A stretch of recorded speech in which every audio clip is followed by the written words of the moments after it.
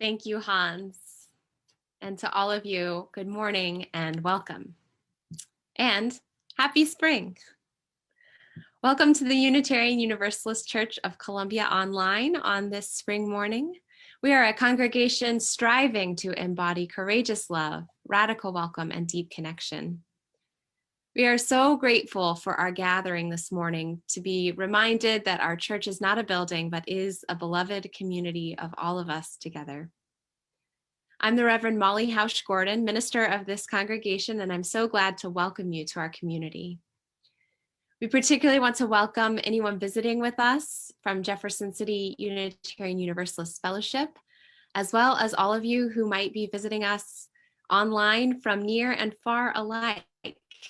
We're so glad to have you with us this morning. A few comments about protocol. We are in Zoom and streaming live on Facebook. For those of you with us on Zoom, we are in webinar mode, so we can't hear or see you. Feel free to eat your breakfast in your PJs.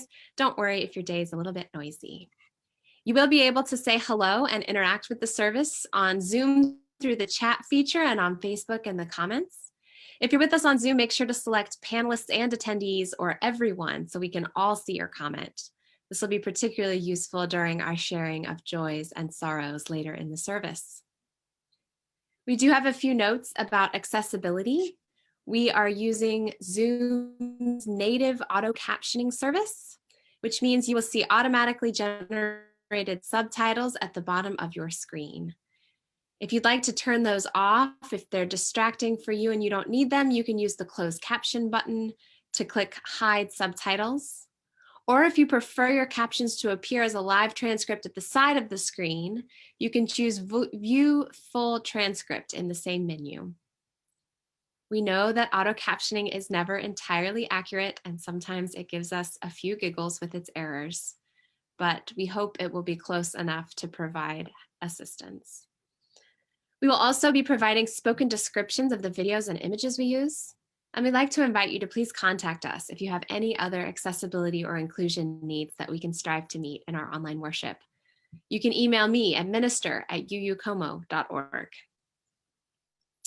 If this is your first time worshiping with us, we'd like to invite you to fill out a digital visitor's card at the link provided in the chat so we can learn a little bit about you. And as always, I'd like to thank the folks that make our online worship possible. Thank you today to our online usher, Jenny Boseller, our worship associate, Todd Iveson, and church member musician, Sam Buffalo. And as always, we are incredibly grateful for our amazing staff, April Rodegara running slides, religious educator, Jamila Batchelder, music director, Jeremy Wagner, and collaborative pianist, Hans Bridger-Harith. So will you now take a deep breath, find a comfortable position for your body, and sink into this time of inspiration and this space of renewal with the help of our musician. Hans will share a live piece with us now.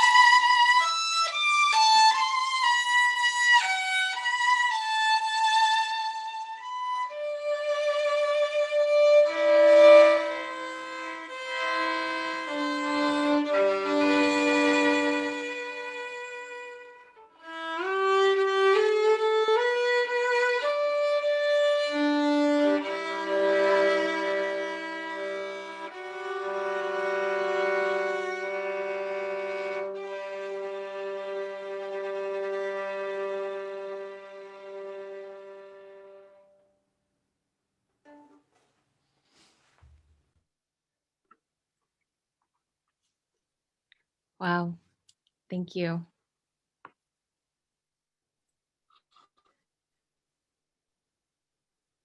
Our opening words this morning are by Linda Barnes. Suspended between all that was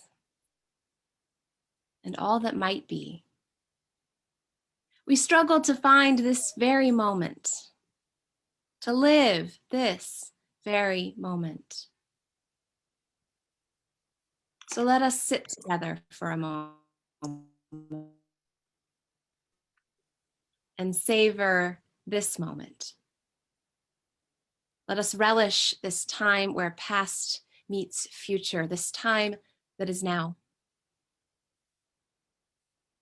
Let us harbor a faith that reminds us that right here, right now, is enough. Our gathering hymn is number 1009, Meditation on Breathing.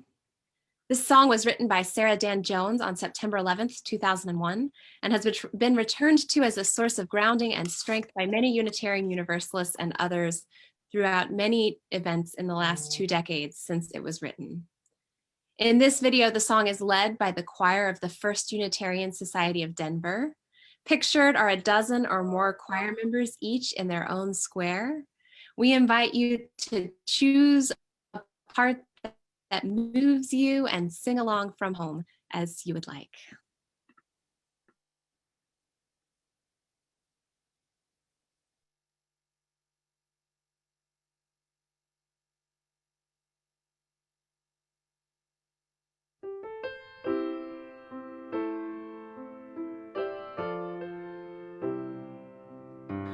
Breathe in, breathe out, breathe in, breathe out, breathe in, breathe out, breathe in, breathe out. When I breathe in, I'll breathe out. When I breathe in,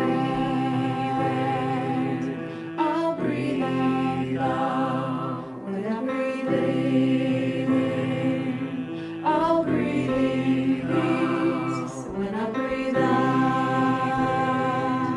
I'll breathe out loud. When I breathe in,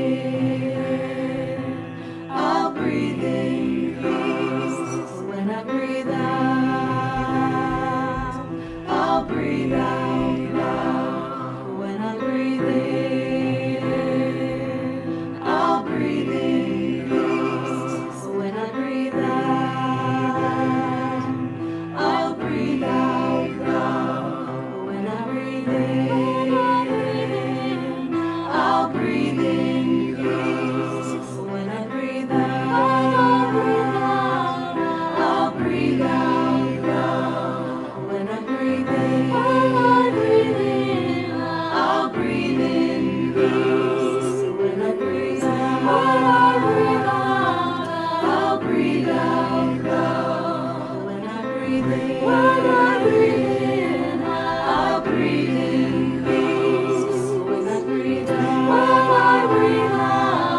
I'll breathe out loud. When I breathe in, I'll breathe in peace. When I breathe out, I'll breathe out loud. When I breathe in, I'll breathe in peace. When I breathe out,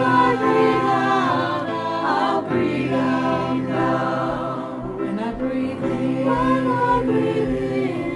I'll breathe in peace. When I breathe out, I'll breathe out loud.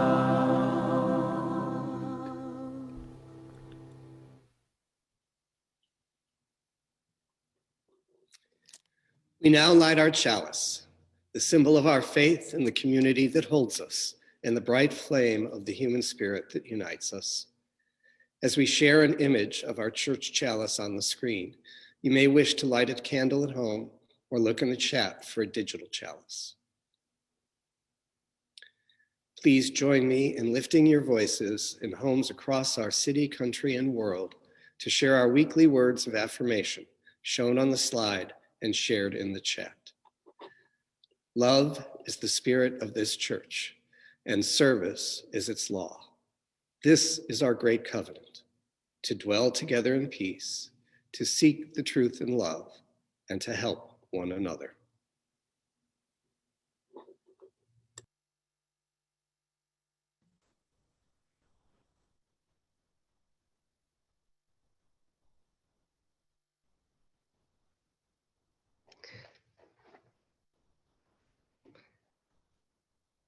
Good morning.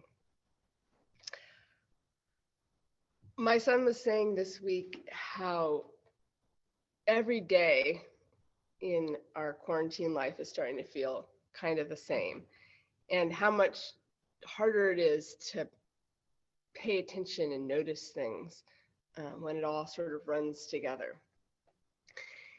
And it got me thinking about one of my favorite characters in history, Alberto Santos Dumont, who any Brazilian would tell you was the true inventor of the airplane, who believed that the invention of the airplane would cause world peace because he was a utopian dreamer who thought that if only the world leaders could travel to each other, they could resolve their differences better. He famously would throw dinner parties where he had everyone sit on these 8-foot tall chairs. And the reason he did this is he thought seeing a room from a new perspective, from up on high, would change you, that to see from above made you see the preciousness of the world. And what I love about this story is the invitation to pay attention in all sorts of ways, in unusual ways. We often think about paying attention just as being very still and very focused, but it can also come through creativity, even through motion. I remembered a time when my daughter and I spun ourselves silly in the backyard and fell in the grass, and her bringing all her attention as her brain was spinning to a small violet buried in under the blades of grass, and how much attention she was able to give to it because she was seeing it in this new way. So for our centering, I want you to bring your attention into the room that you're in and to find a way to do it that works for you. And maybe that is through being very still and very focused. Maybe it is through using a sense that you've never thought to use as your central sense in that room. Maybe it is standing in a part of the room you have never thought to stand and have never taken in the room from that view. Maybe it's standing up high, maybe lying down low, maybe tipping yourself upside down, whatever works for you. I want us to take 1 minute now to bring our attention into our space.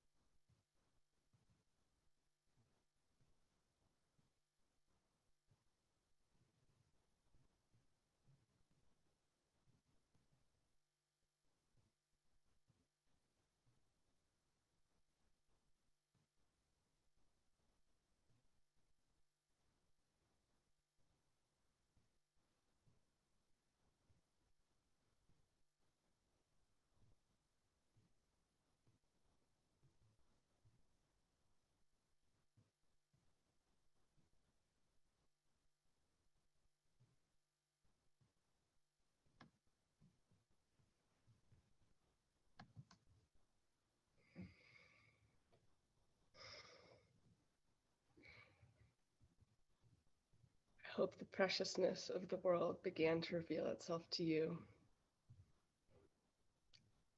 and that you are centered in this moment and in this time together.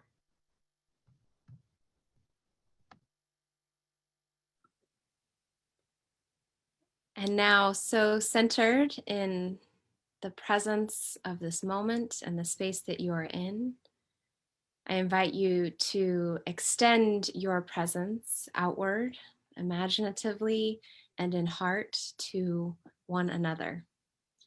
We have reached the time in our service when we share our joys and sorrows and prayers. And so now, as we share an image of lit candles and our joys and sorrows stones, I'd like to invite you to bring your loving attention to our community.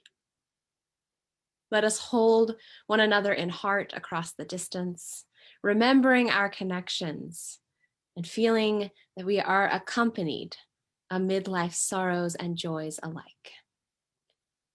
I will begin by sharing the joys and sorrows submitted at our website and a prayer for our world.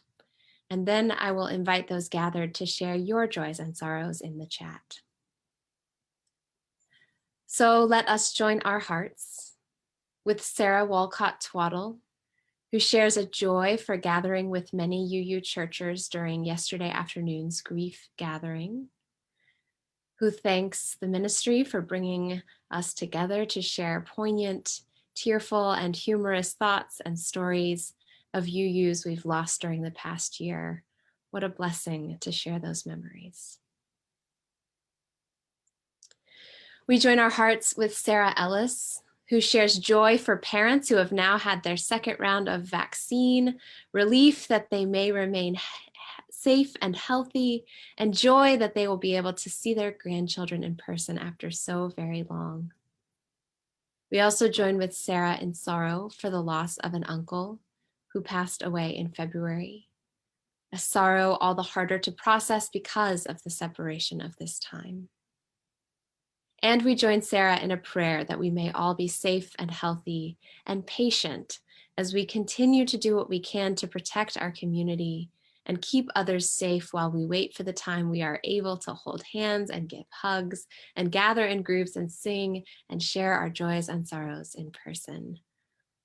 Amen. And let us join our hearts now together in deep sorrow for the deaths of 8 people slain in Atlanta on Tuesday in yet another act of white male terror.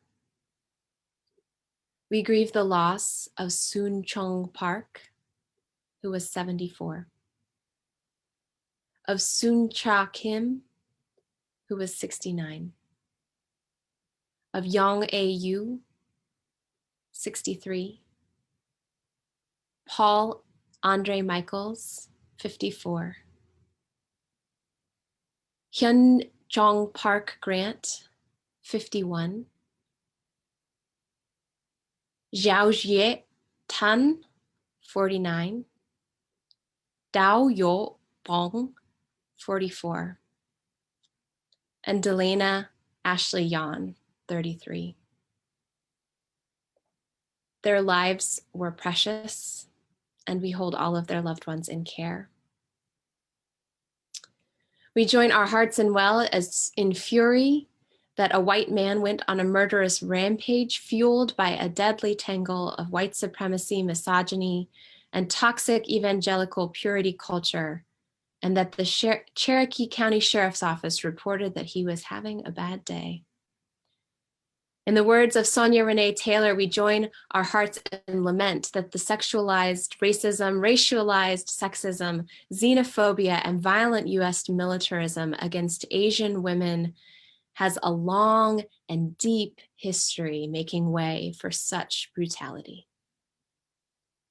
Let us join our hearts in lament and repentance and condemnation of these deadly supremacy cultures, remembering how they start in small everyday experiences and grow to hate crimes and death and worse.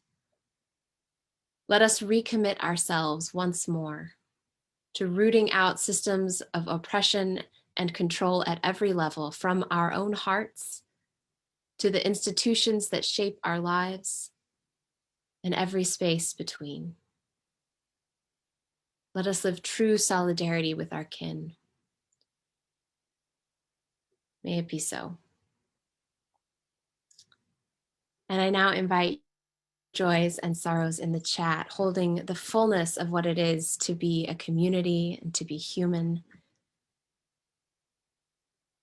We join our hearts with Connie, who shares gratitude to be with her coven virtually, to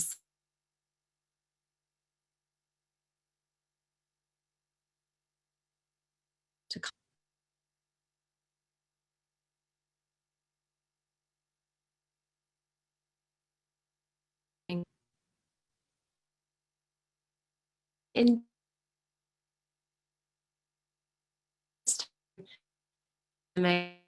and has the chance to meet his new nephew. We join our hearts with Robin, who shares sorrow and concern for her father, who's learned that he has multiple heart conditions. In the same breath, we share Robin's joy for the arrival of spring.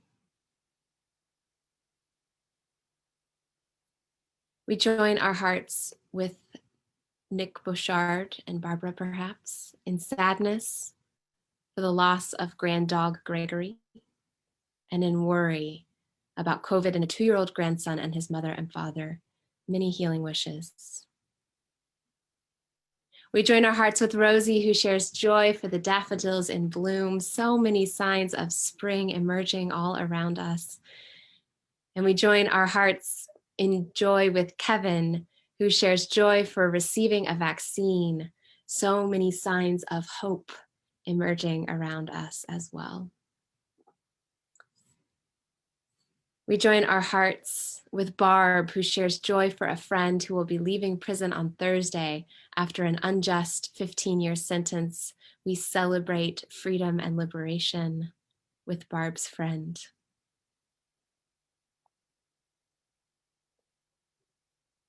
These things, we join our hearts in concern for Kira, who has been suffering with a spider bite. We send you well wishes, Kira.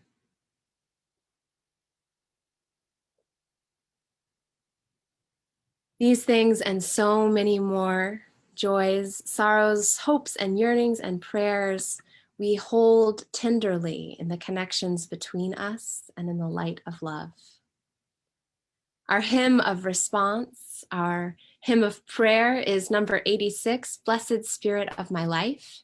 In this instance, arranged and led by Christopher Watkins Lamb of Foothills UU Church in Fort Collins, Colorado. The video pictures a slowly turning image of bare tree branches against a bright sky. The lyrics are laid on top of the image in white text. We invite you to sing along from home, and we will also share the lyrics in the chat.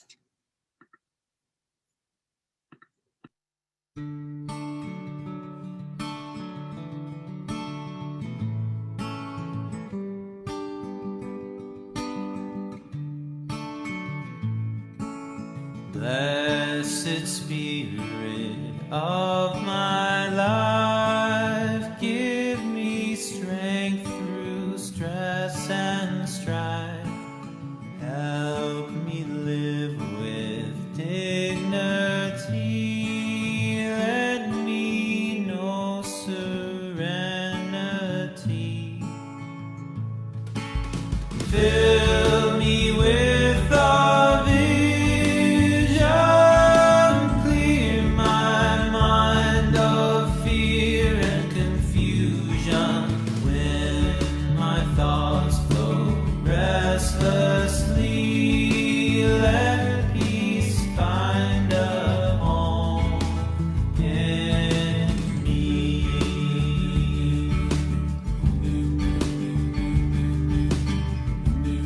Blessed Spirit of my life,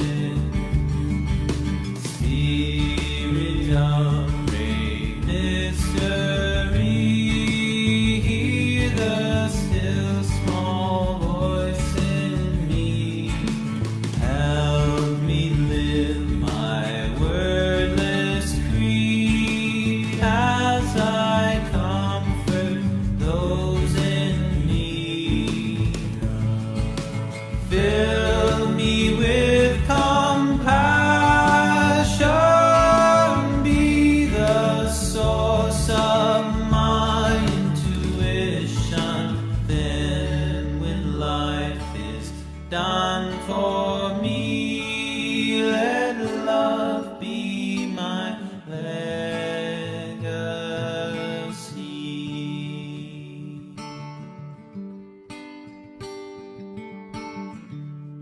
Blessed Spirit of my life. Whoa,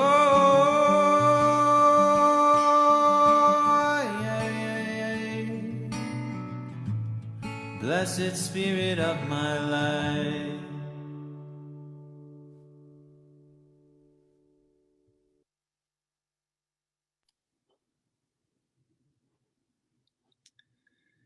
Our reading this morning is titled, You Reading This, Be Ready, by William Stafford.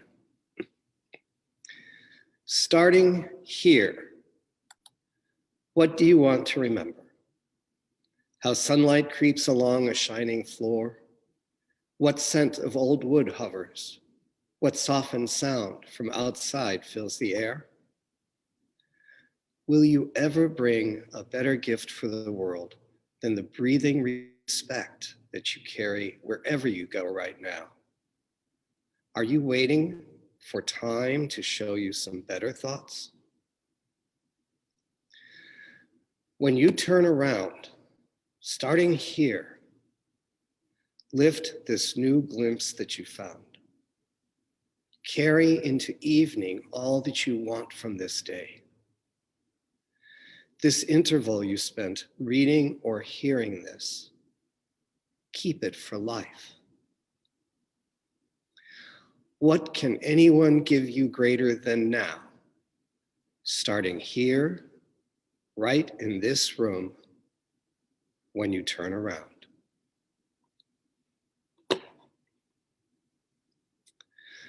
Our musical interlude this morning is an original vibraphone composition by our own Sam Buffalo entitled Universe Moving, which we first shared in January.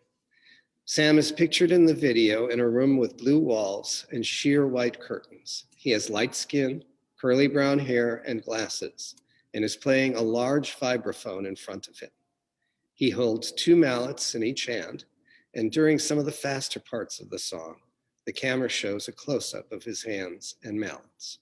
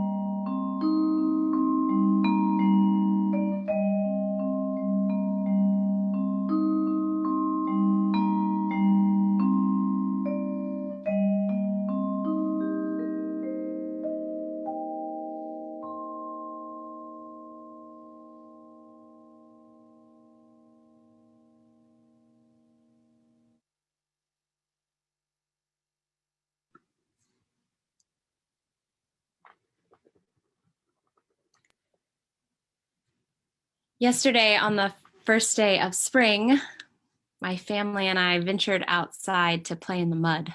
It was very muddy. And when we got home, my children's legs and feet were covered in mud. And one of them discovered that the mud on their foot had made a really interesting pattern. And so she stuck her foot in my face for me to examine the pattern of mud.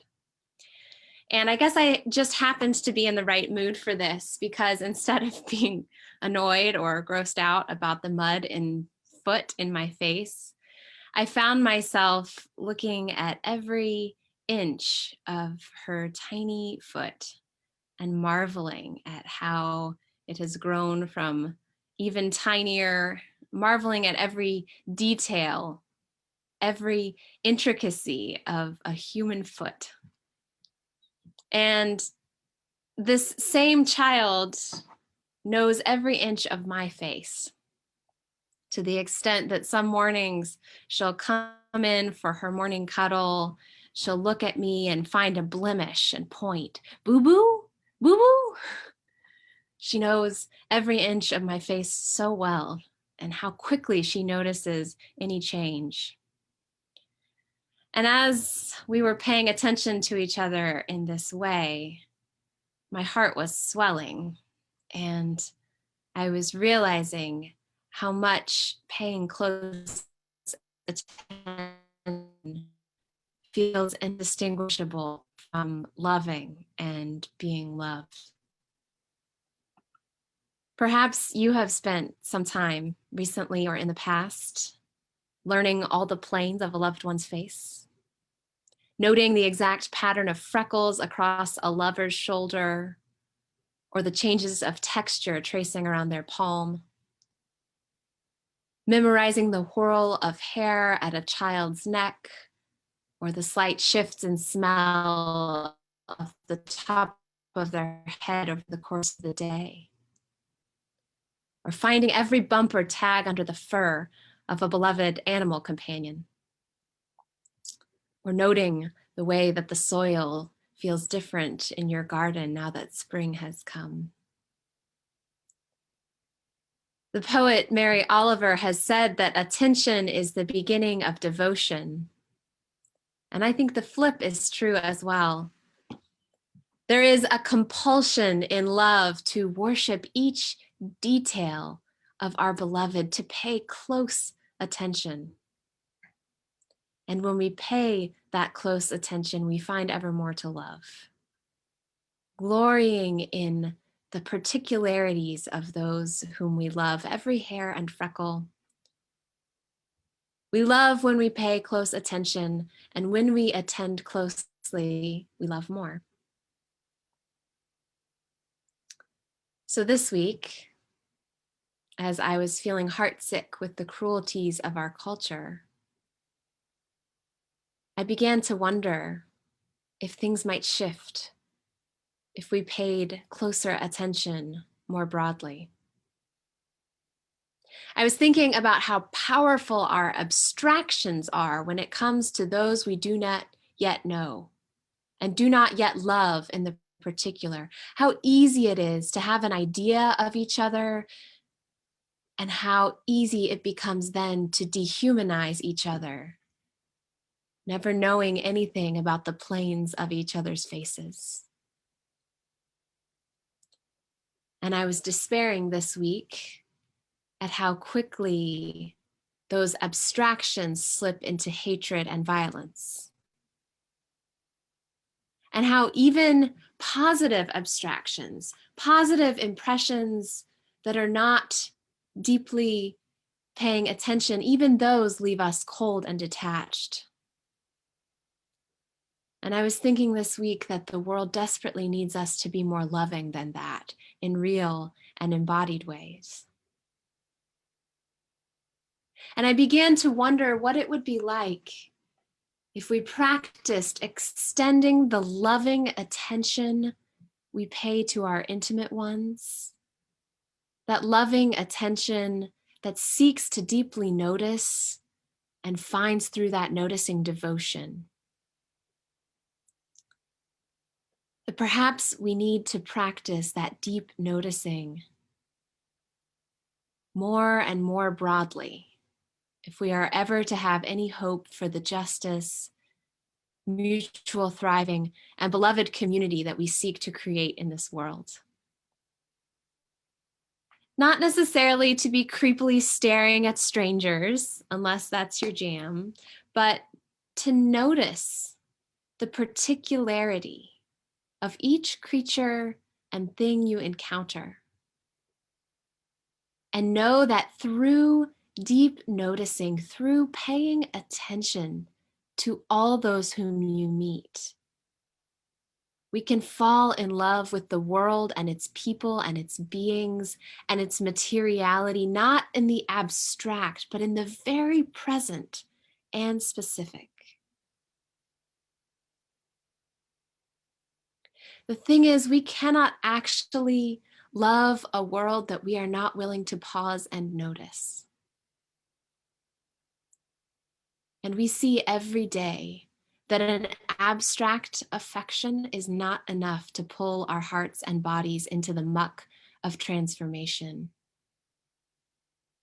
We need the kind of love that is particular.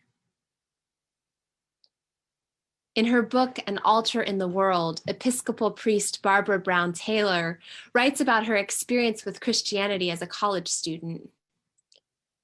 She writes, "People I barely knew made a habit of telling me they loved me. They were Christians too, and I guess it was their way of welcoming me into the Christian family. I did not mind exactly, but since they barely knew me, I was not so sure what they were talking about. Did they love the way my right foot turned out, so that I left tracks like a penguin on the beach? Did they love my willingness to make hand-printed signs for Bible study? Did they love the way my upper lip disappeared when I laughed? I decided to find out, so the next time one of the Christians said she loved me, I asked her why. She made a surprised face like I should already know. Because God loves you, she said, throwing both hands in the air. I love you because God loves everybody." Taylor continues, "This may sound small, but I decided that was not enough for me. I did not want to be loved in general. I wanted to be loved in particular, as I was convinced God loved. Plus, I'm not so sure it is possible to see the face of God in other people if you cannot see the faces they already have." As we Unitarian Universalists seek to live and experience a love that is truly universal, we must also remember that a universal love only enters people's lives in the particular. It is not enough to love the world in general, and loving it in particular means paying attention. It means cultivating an attitude of deep noticing. Now, paying attention and deep noticing is not something that we will all do in the same way, and it is not something our culture is particularly set up around, but it is something we can practice. The French philosopher Simone Weil wrote, "Attention taken to its highest degree is the same thing as prayer." And I add, prayer is something we practice. And so I'd like to invite you to practice with me now the prayer of noticing, a practice of loving the world, not just in general, but in particular. And here is my hypothesis. Through deep noticing, I believe we can transform indifference toward the first blush of devotion. So I'd like to invite you now into a practice. I'd like to invite you to choose an object in the room you are in to pay a moment of deep attention to. Don't choose something that causes negative emotion, but also don't choose something that you already treasure. Just something that's here with you in the room. And I'd like to invite you to spend several minutes in deep attention to what you have found. So I'm going to give you a minute to find an object, and I'm going to find one too.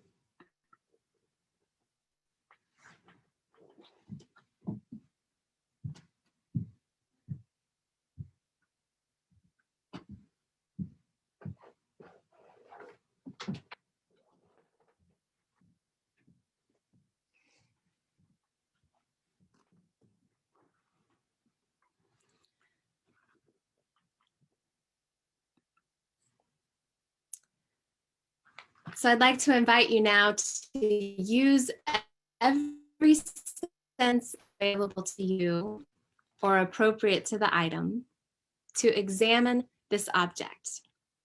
And as you do, I'd like to invite you to do whatever your body and brain need to pay attention. Maybe you need to move with the item or activate multiple senses at once to pay close attention. Maybe you need to be very still and methodical in your exploration. Or maybe you have another way of attending that works for you. Just spend some time in the way you best pay attention to deeply notice every detail of this item that you've chosen.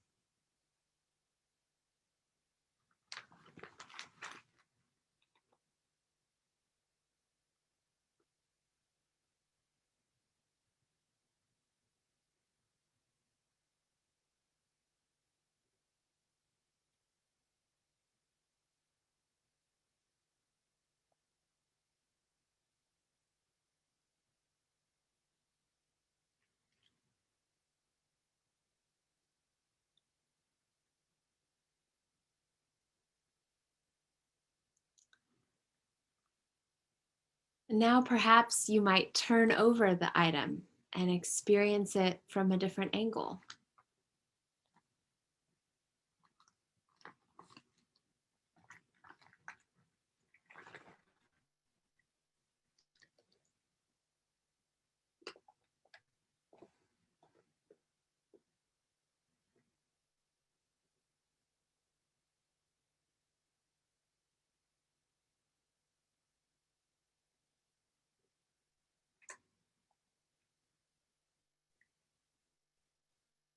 Maybe you'd notice something more if you drew the item or took a photo.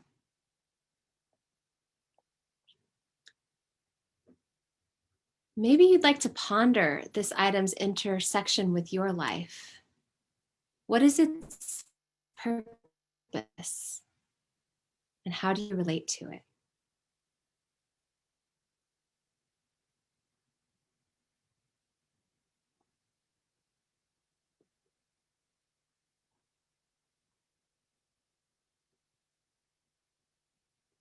Maybe you'd like to find just the right words to describe something about it.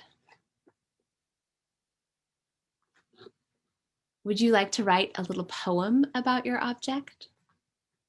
The Japanese form of senryu is a syllabic equivalent of haiku, but is lighter hearted and applied to everyday things of life rather than nature. Maybe you'd like to write a senryu about your object with 5 syllables, 7 syllables, and 5 syllables.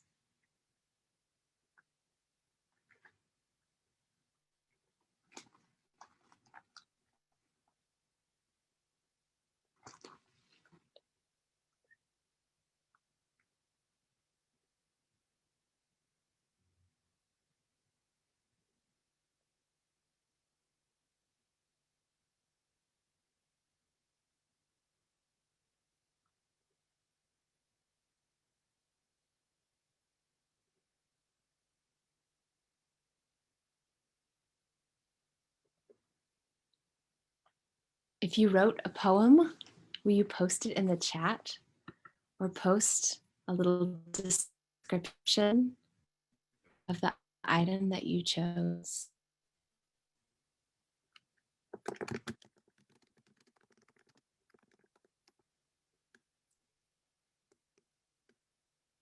Oops.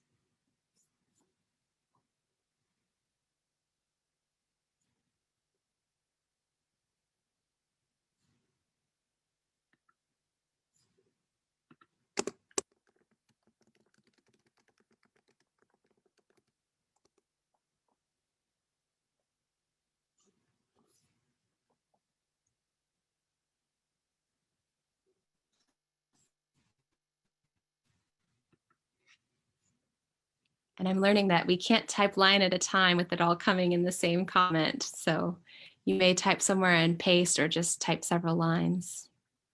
We'll let those roll in as we continue the service.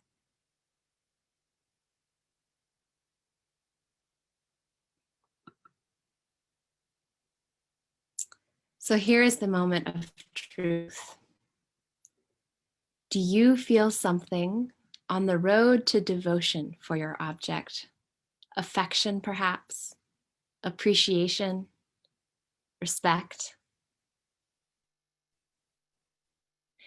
And beyond the feeling of this particular item, did you find a mindset, an approach to take with you out into the world that needs our care? That needs our care not as something abstract, but that needs our particular care where we are, in the moment we are in. And did you wonder what could shift for you? And what could shift in the world if each of us went around trying to really notice each other like that? If we deepened into our particularities and differences and found affection and even devotion there? Could you fall in love with the grocery store clerk's crooked smile and the way the guy flying a sign on the corner bends down to pet his dog, and the 100 shades of green that are beginning to spread over the earth? And could that change everything? Could it? Let us now sing. Our hymn is number 298, Wake Now My Senses, led in the following video by Leah Morris. The video is a panning image of evergreen trees on a mountainside, taken from above and with soft orange lighting that could be sunrise or sunset. The lyrics of the hymn are overlaid on the video in white text and will also be posted in the chat. I invite you to join in singing from home as we continue to wake our senses for deep noticing and devotion to the particularities of our world.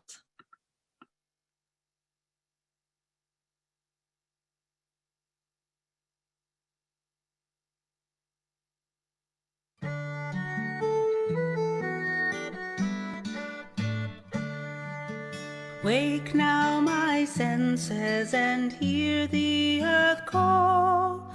Feel the deep power of being in awe. Keep with the web of creation your vow. Giving, receiving as love shows us how. Wake now, compassion, give heed to the cry. Voices of suffering fill the wide sky. Take as your neighbor both stranger and friend, praying and striving their hardship to end.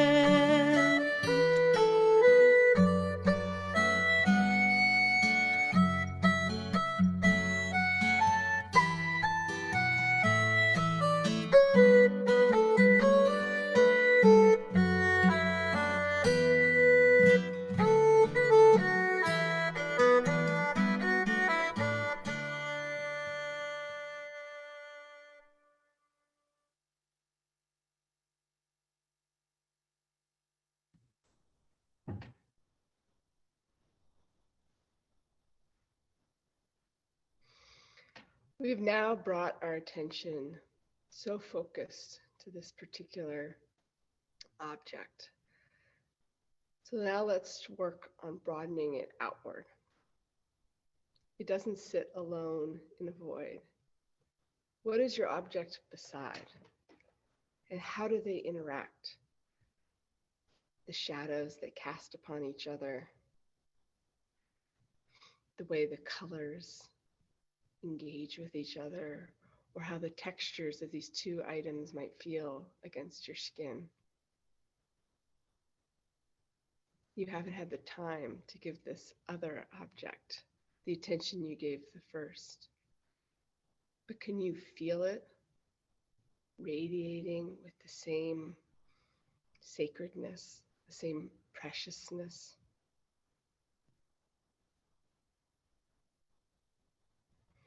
And draw your attention out into the room you are in. And try to feel that radiating sacredness. Maybe coming from the space, or perhaps the interaction between your own heart and what is around you.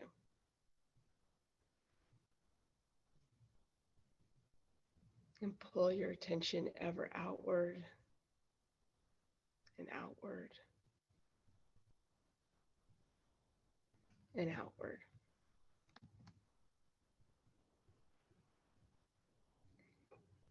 In the words of the poet E.E. Cummings,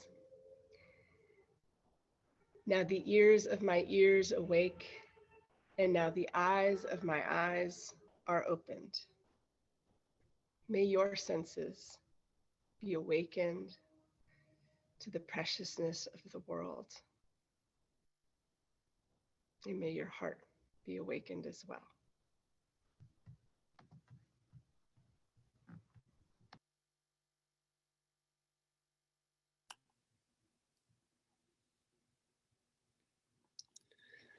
Now is the time in our service when we join in the spiritual practice of generosity, guiding our hearts away from the fear and scarcity of all around us, and remembering that it is by sharing and supporting one another that we feel most human. This morning's collection will support the ministries and mission of our congregation. As we take a moment to give, we will be treated to another musical selection from Hans.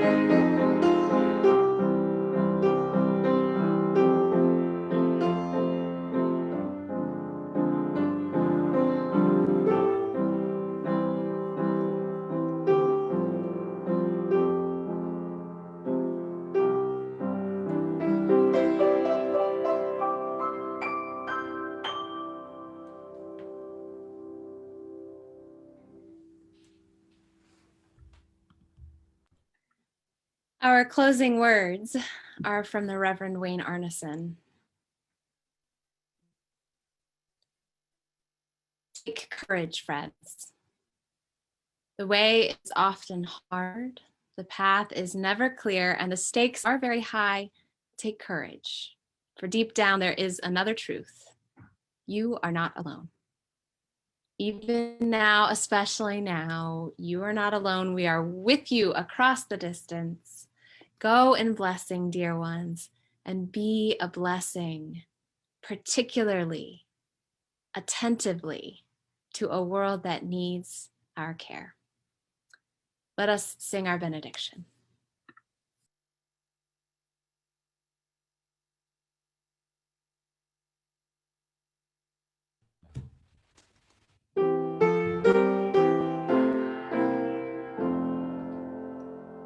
Now on leaving one another, may we give of hand and heart. Let us share our benediction, lovingly before we part.